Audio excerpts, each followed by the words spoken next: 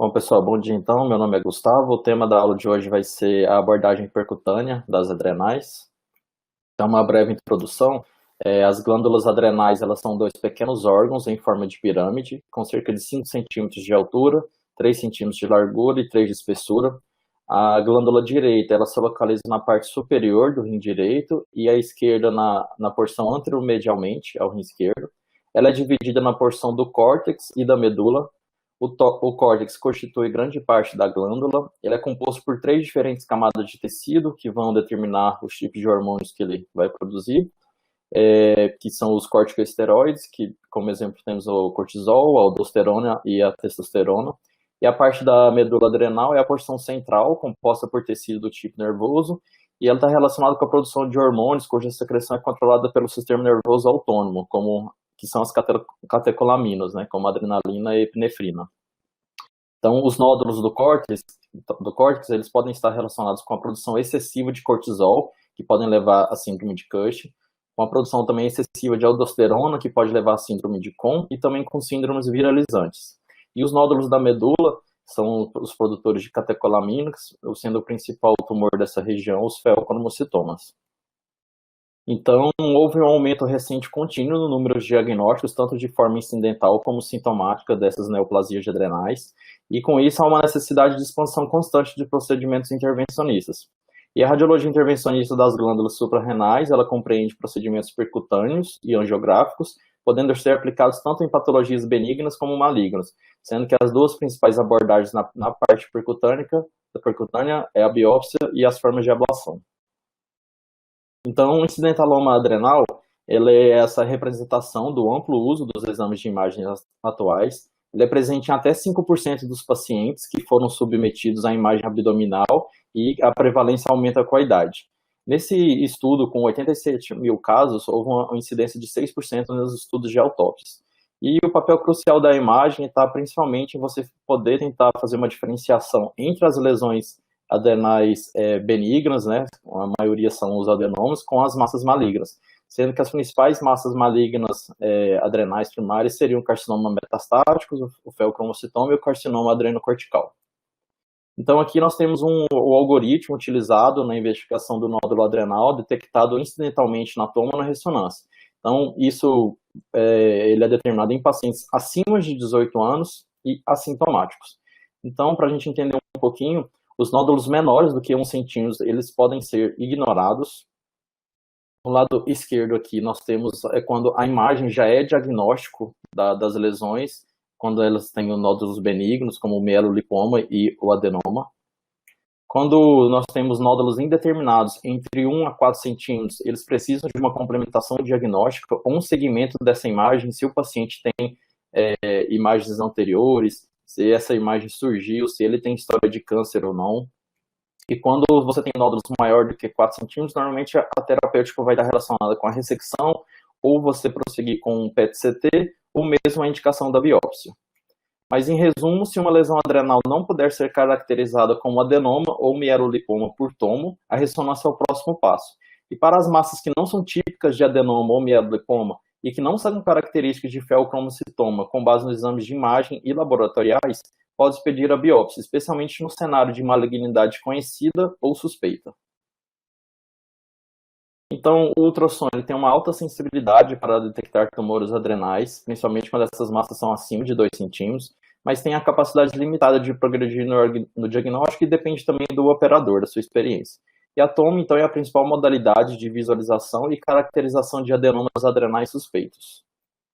Então, o adenoma adrenal pela tomo. Se utiliza protocolo de tomo com cortes finos, normalmente inferior a 3 milímetros, e o ideal é se fazer uma fase sem contraste, uma fase com contraste, que você vai cortar 60 segundos e 15 minutos, ou seja, uma fase portal e uma tardia. Então, se faz o cálculo da porcentagem de lavagem do contraste.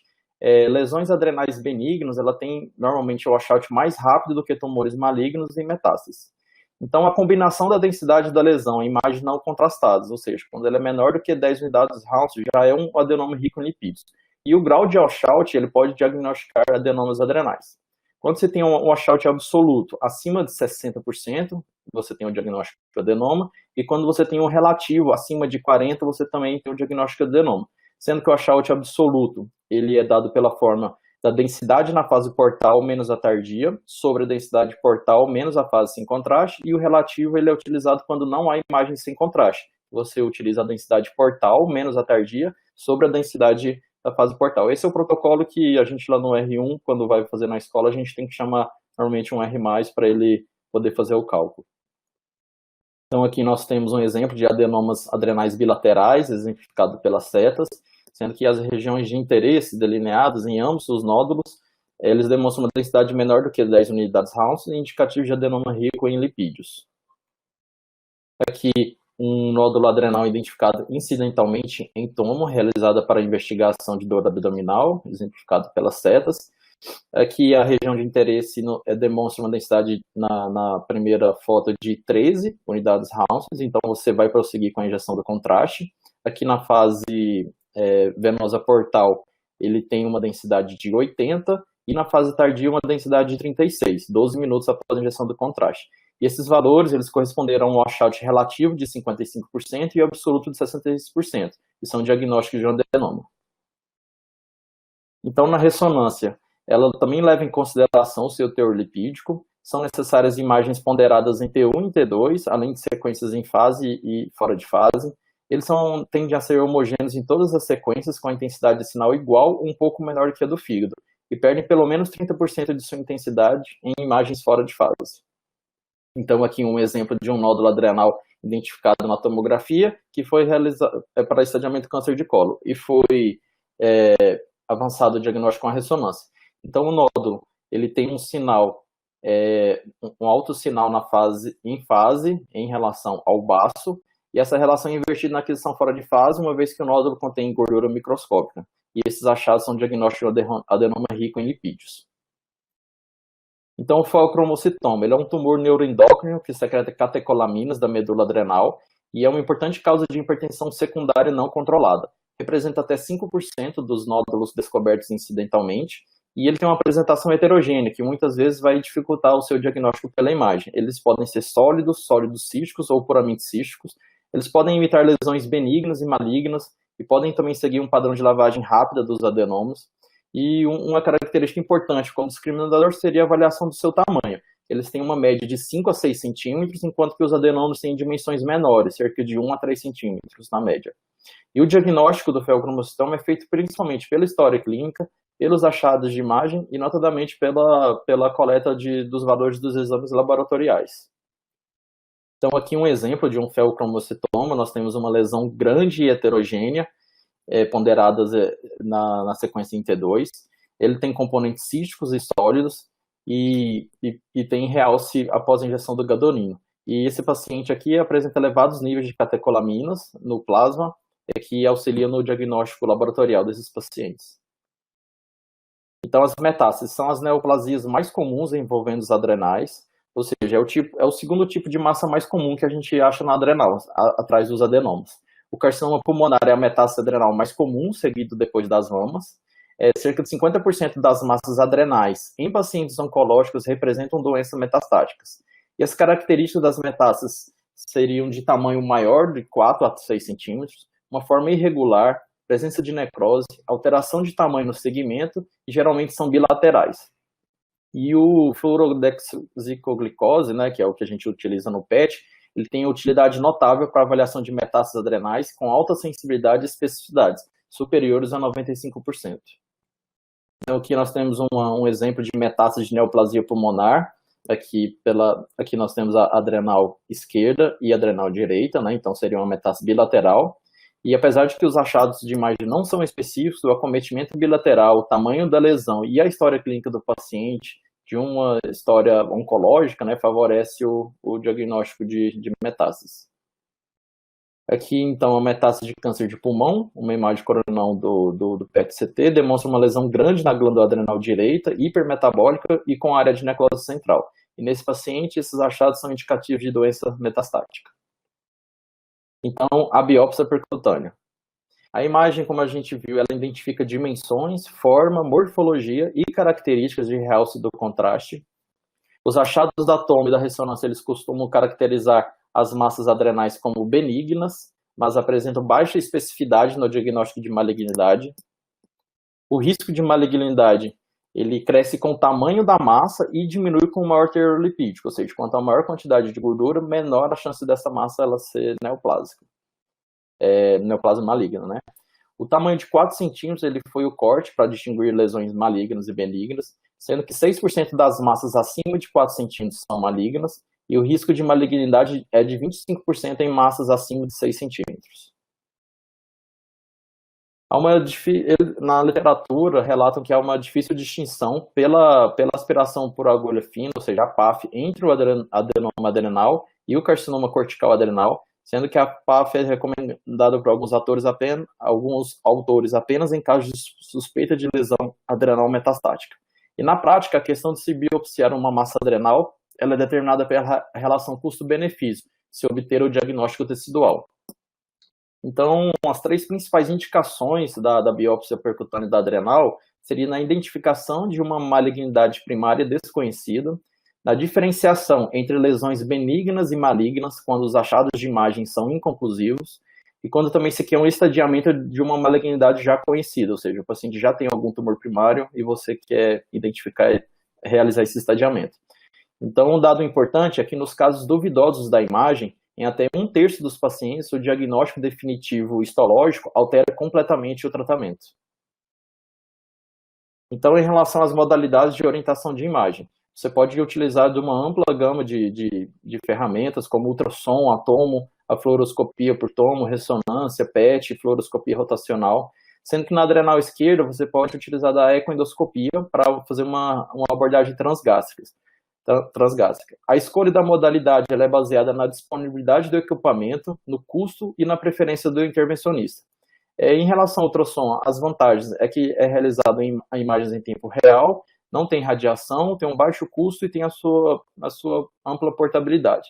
E em relação às desvantagens, está relacionada com a experiência do operador, a profundidade da lesão e também você pode ter interferência gasosa ou óssea. Em relação às vantagens da tomo, você tem a melhor resolução espacial, realiza um trajeto mais preciso e pode utilizar o contraste se for necessário. Em relação às desvantagens, está a presença da radiação, maior tempo de procedimento e ela é mais cara do que o ultrassom. Então, preparo do paciente. Deve-se fazer uma ampla revisão dos exames de imagem, laboratorial, solicitar hemograma completo e coagulograma, suspensão das terapias anticoagulantes e realizar jejum. Se o paciente tiver uma suspeita de freocomocitoma, durante a abordagem dessa biópsia, esse tipo de tumor ele pode levar a alguma descarga adrenérgica e o paciente pode ter altos valores de uma crise hipertensiva, né? Então, deve-se fazer uma avaliação da necessidade de bloqueio antiadrenérgico pré- e intraprocedimento, realizar um monitoramento intraprocedimento cuidadoso e deve-se ter uma disponibilidade imediata de medicamentos vasodilatadores de ação rápida, como o nitroprusiato. Então, em relação à técnica e o posicionamento do paciente, a sedação leve ela pode manter a capacidade do paciente seguir as orientações de respiração, se utiliza de anestésico local com lidocaína e agulhas 16 ou 18 gauges, podendo ser automáticas ou semiautomáticas, e também fazer uso da técnica de agulhas coaxiais. A posição preferida é a que deixa o paciente mais confortável, geralmente é a posição pronada. A adrenal direita a gente pode utilizar do decúbito lateral direito, da abordagem transhepática direta, da abordagem transpulmonar. Na adrenal esquerda também pode ser utilizado o decúbito lateral esquerdo, da posição posterior ou anterior, e também, como já foi falado, da abordagem transgástrica. Aqui nós temos um exemplo de uma biópsia adrenal guiada por tomo, aqui na foto da esquerda uma visão axial e aqui à direita sagital, de uma biópsia da glândula adrenal direita realizada com um caminho que ele atravessa o parênquima pulmonar, né? Então é um caminho transpulmonar. Esse estudo aqui ele fez uma comparação do decúbito ipsilateral do paciente versus o posicionamento prona. Ele mostrou então que o decúbito ipsilateral da adrenal ele fornece um caminho direto e não transpulmonar, ele reduz a necessidade de abordagens fora do plano e ela é menos complexa, igualmente confiável e segura. Então a conclusão foi que tanto o decúbito ipsilateral como a posição prona são técnicas igualmente confiáveis e seguras na abordagem dessa adrenal. Aqui um exemplo desse artigo em um homem de 80 anos com uma história de câncer de pulmão de não pequenas células apresentando nova lesão adrenal direita. Aqui então as TCs pré-biópsia foram obtidas na posição prona e no decúbito ipsilateral.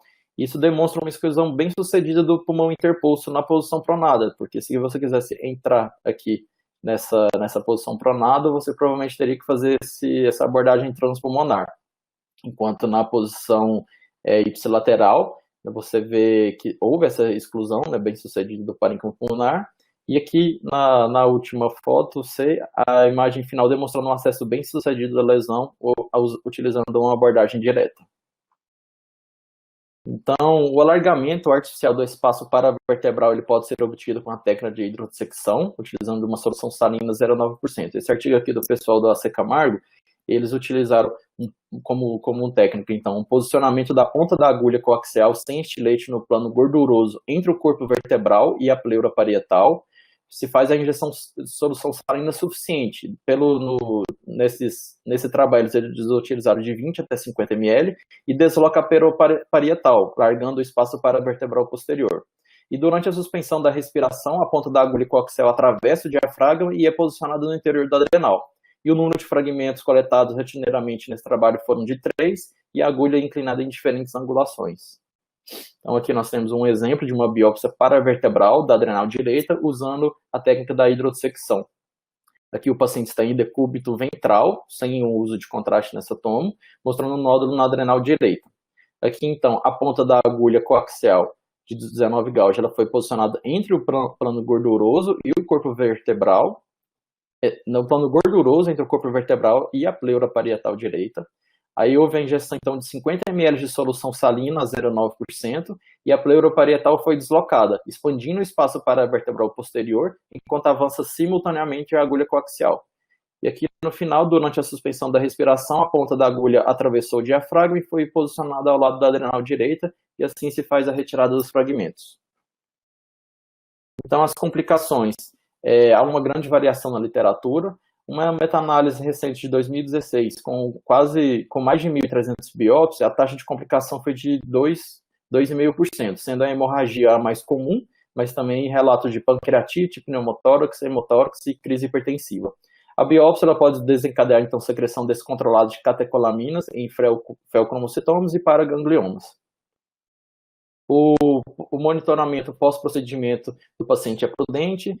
Podemos realizar uma observação variada de 1 a 4 horas, dependendo da instituição. Em regime ambulatorial, se o paciente permanece estável e assintomático, ele recebe alta com orientações.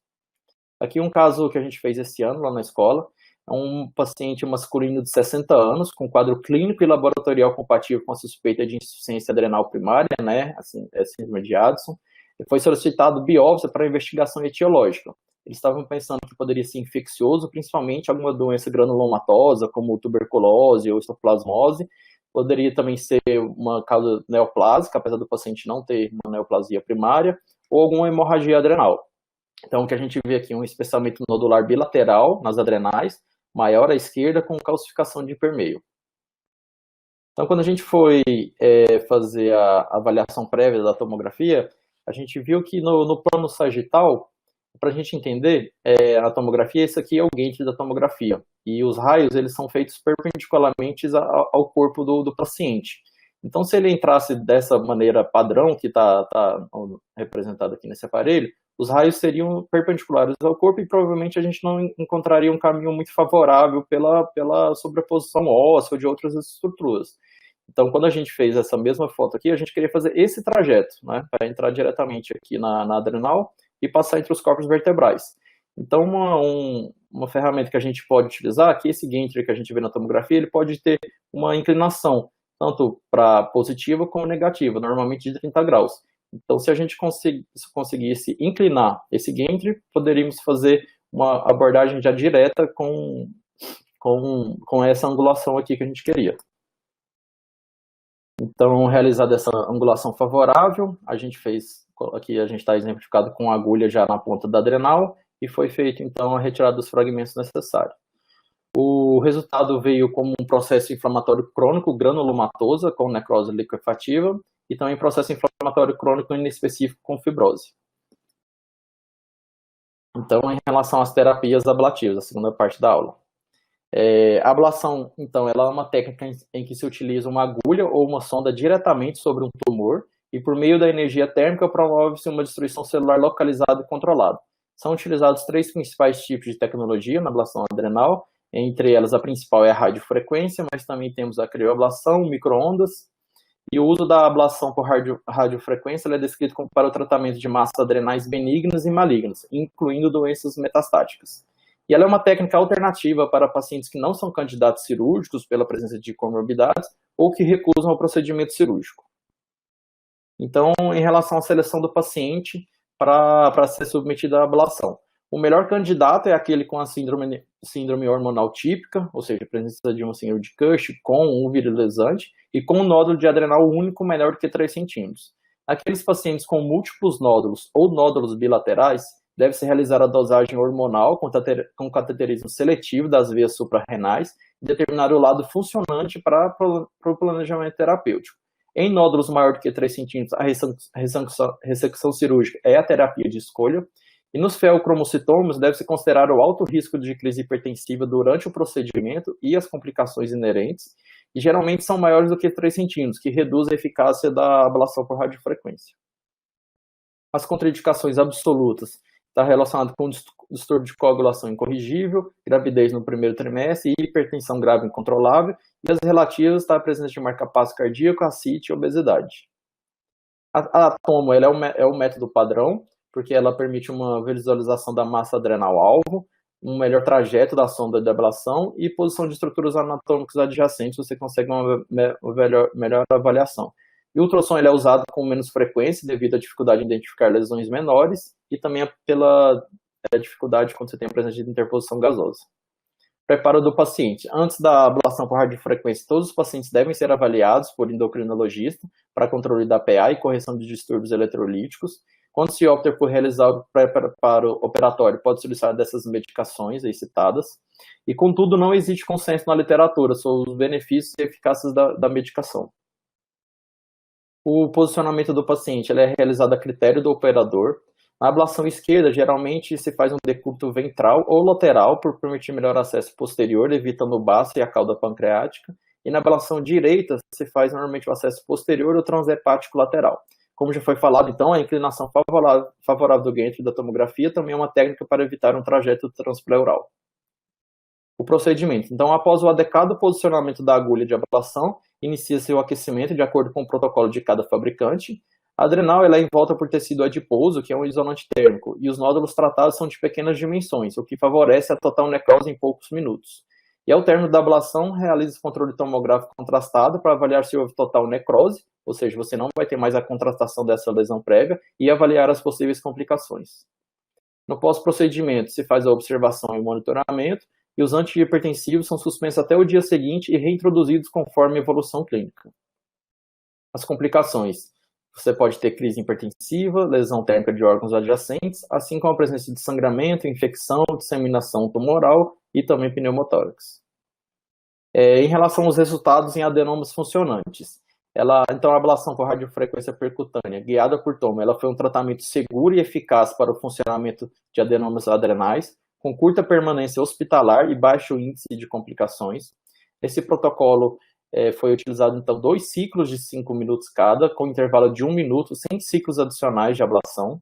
Houve um sucesso laboratorial em 10 de 11 pacientes, em 4 meses após o procedimento, com tempo de internação inferior a 2 dias. Aqui nós temos um exemplo da literatura, de uma ablação térmica percutânea guiada por tomo de um tumor da glândula adrenal direita. A TC aqui ela revela uma lesão da glândula adrenal direita. Nessa figura B nós temos a confirmação da posição correta da agulha, e aqui na última foto já temos uma tomografia computadorizada realizada durante o acompanhamento, que não revela mais a contrastação, a opacificação dessa lesão tratada. Então, resultados em tumores malignos e metástases. A ablação por radiofrequência também pode ser utilizada em pacientes com tumores primários ou metastáticos, com benefício demonstrado no controle local regional do tumor no curto prazo. Esse estudo de Mayo e Smith incluíram 13 tumores, sendo um feocromocitoma, um aldosteronoma e 11 lesões metastáticas, e houve um tratamento bem sucedido em 11 dos 13 casos. Nesse outro trabalho, mostrou que ela pode ser realizada com segurança em feocromocitoma metastático. Nesse trabalho, houve um monitoramento intraprocessual e também uma administração da inibição da síntese da alfa-beta-adrenérgica e catecolamina. E a ablação foi completa em 85,7% dos casos e nenhuma complicação maior foi observada.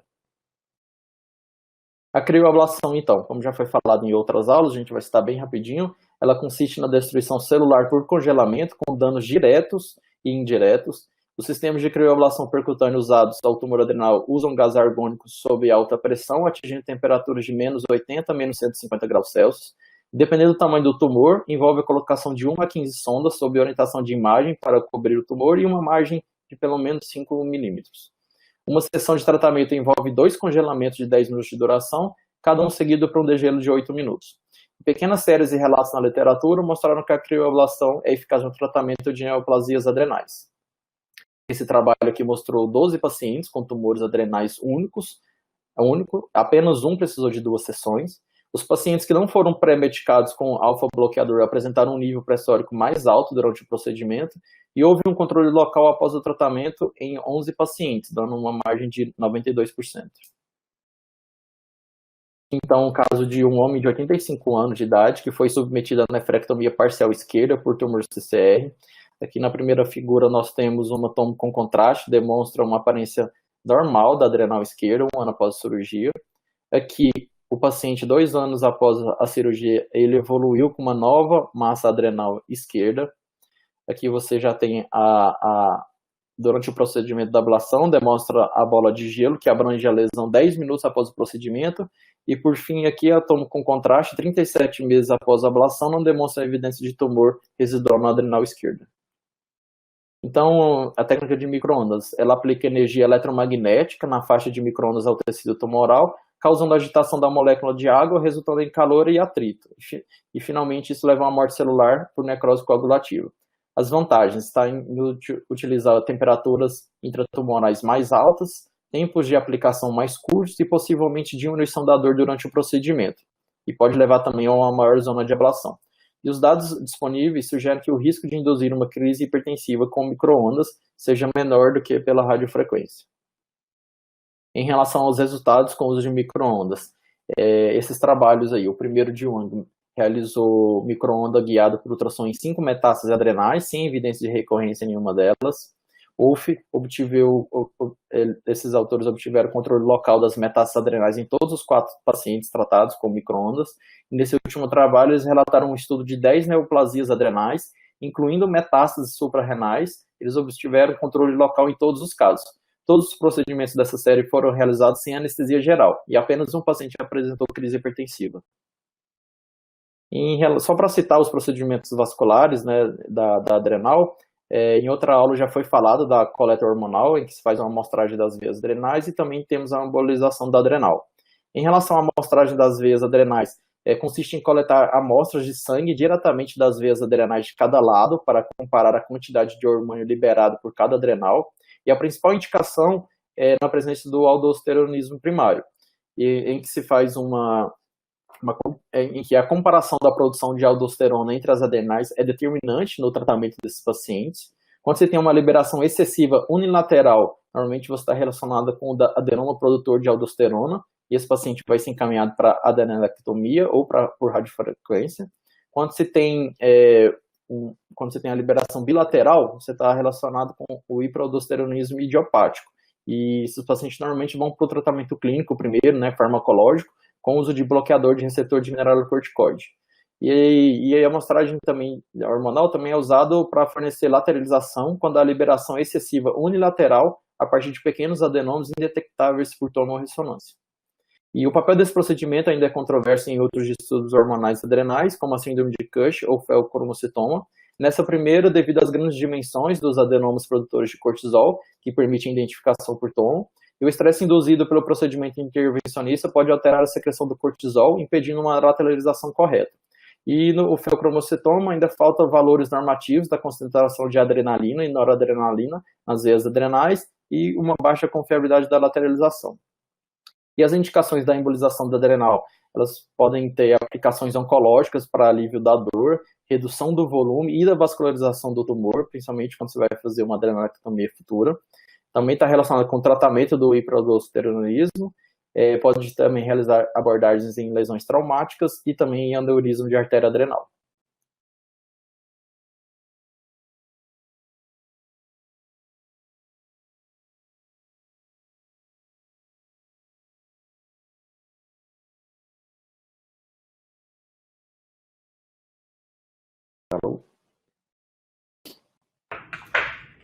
E aí, perguntas aí pro Gustavo?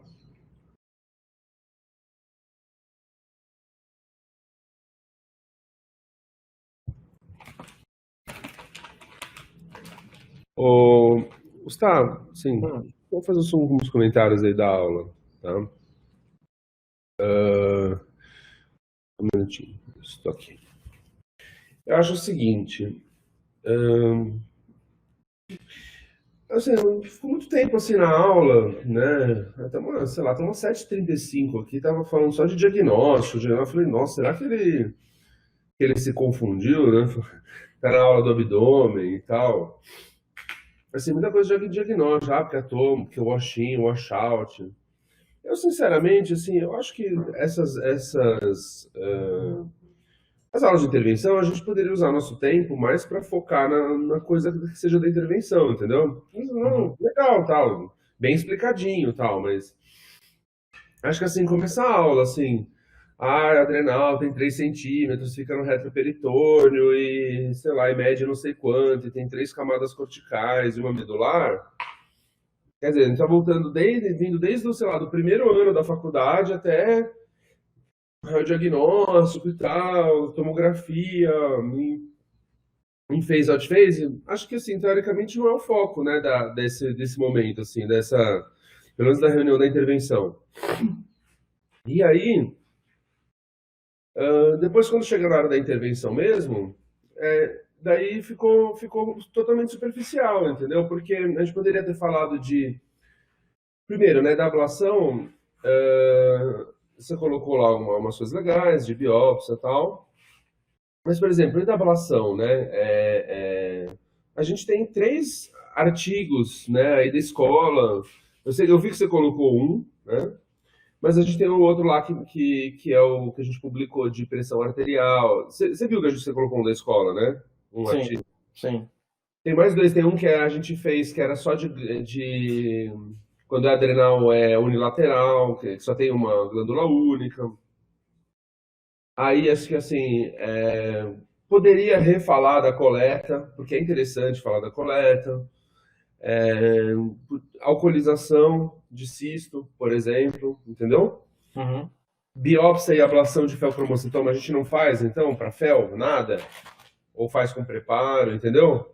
Entendi. Então, assim, sinceramente, eu achei que Falta. você podia ter distribuído um pouco melhor o tempo. E às vezes não ficava assim tão diretão. Você ficou até 7h35 falando de diagnóstico e depois mais 10 minutos meio que passando tudo que dá para fazer, entendeu? Mas sem Entendi. muito aprofundado. Então, só uma observação aí que fica. Uhum.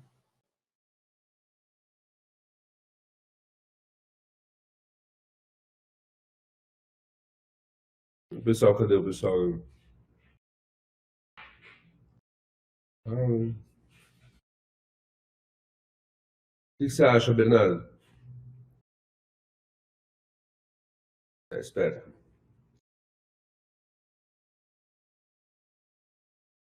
Ele entrou ou não?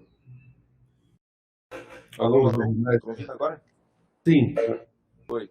Então, eu achei que realmente podia ter dado um pouco mais de ênfase na parte da intervenção. A gente tem uns casos legais adrenal, a gente teve um caso ano passado de uma ablação, então acho importante falar que da parte a gente tem que bloquear o paciente, né, para ele, quando vai fazer, sei lá, felcromocitoma ou mesmo um adenoma, sempre bloquear ele, porque ele pode fazer aquela crise hipertensiva e não é legal. O paciente pode até infartar no meio da ablação, por exemplo.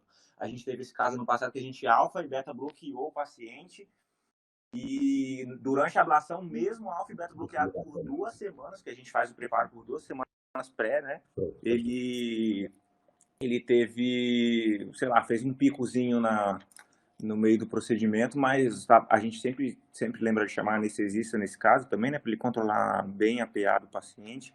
Ele fez um picozinho, acho que, sei lá, de uns 180, mas foi coisa rápida, assim que queimou o nódulo já caiu.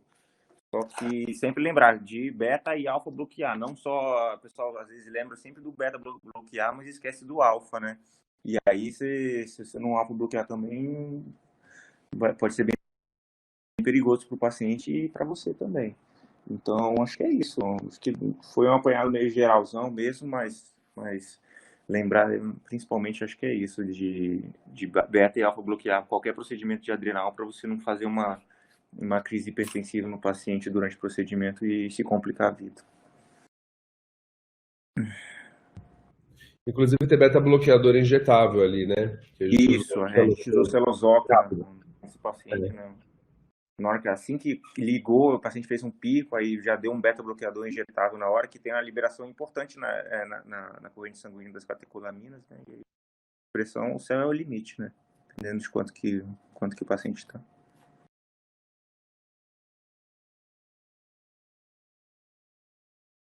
Esse caso a gente até apresentou, acho que foi no GERI, ano passado. Foi legal. Um caso bom aí.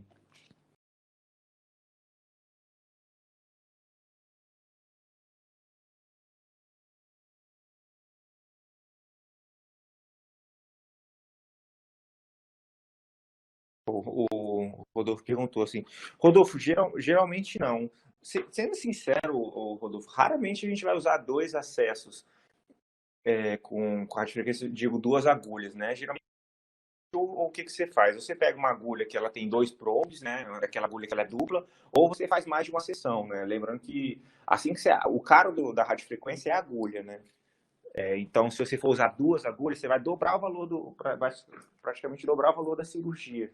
Então, o que você faz? Você vai ablar ela em vários sentidos. Você abla ela tipo na pontinha inferior, depois no meio, depois na ponta superior, entendeu? Não tem regra, mas ou você pode às vezes usar uma agulha que tem 2 probes e aí ela tem um raio, um diâmetro maior de ablação. Só que raramente você vai abrir 2 agulhas e botar as 2 agulhas ao mesmo tempo, sabe? Isso daí acho que no Brasil nem sei se realmente faz isso. A gente geralmente vai reposicionar a agulha e fazer mais de uma sessão. Tem que lembrar uma coisa aí também da adrenal, teoricamente, né, a diferenciação entre o adenoma e o adenocarcinoma é só o tamanho, né? Então, dificilmente você vai fazer um tumor mais que 4 centímetros, só se for um diagnóstico de um adenocarcinoma inoperável, entendeu? Usualmente não tem essa... São casos raros, né? As metástases a gente acaba fazendo muito específico, por isso que a gente quase não faz, né? Porque usualmente quando você tem metástase adrenal, a metástase ela a doença já está disseminada, né? Então não tem por que você ir lá e tratar uma metástasezinha e deixar tudo o resto. Por isso que às vezes são sendo casos isolados, né? Mas acho que assim, o mais legal é nódulo funcionante mesmo. A gente tentou fazer na escola, como segmento do nosso trabalho lá da tese, para Cushing subclínico. Então o Dr. Kater lá, ele acha que existe uma população significativa de pacientes que tem o Cushing subclínico, que ele, na verdade, ele tem os exames ligeiramente alterados e acaba não tendo a sintomatologia típica. Mas acho que é isso. E a coleta, né? Que a coleta, na verdade, ficou na outra aula, né? Que é um negócio que é interessante de aprender, delicado e que a gente poderia fazer mais, na verdade. Não sei. Não sei porque a gente não tem esse fluxo na escola. Na HC eu conversei com os meninos lá, eles falaram que teoricamente tem um dia lá que eles ficam fazendo coleta de hormonal, né? Junto com o endócrino. Mas eu não sei se você é endócrino da escola não tem esse costume, mas a gente podia tentar ver de levar um fluxo, ainda mais que a gente parece que vai abrir agora aquele horário de sábado na hemodinâmica pra gente. Vamos ver se a gente consegue, sei lá, puxar pelo menos um paciente ou alguns pra gente meio que pegar a mão, né, de cateterizar a veia adrenal, porque falam que não é tão simples assim até. É bem específico, tem uma técnica específica, então acho que seria interessante a gente tentar levar esse fluxo de paciente para a gente aprender como é que é o procedimento em si, tecnicamente fazendo.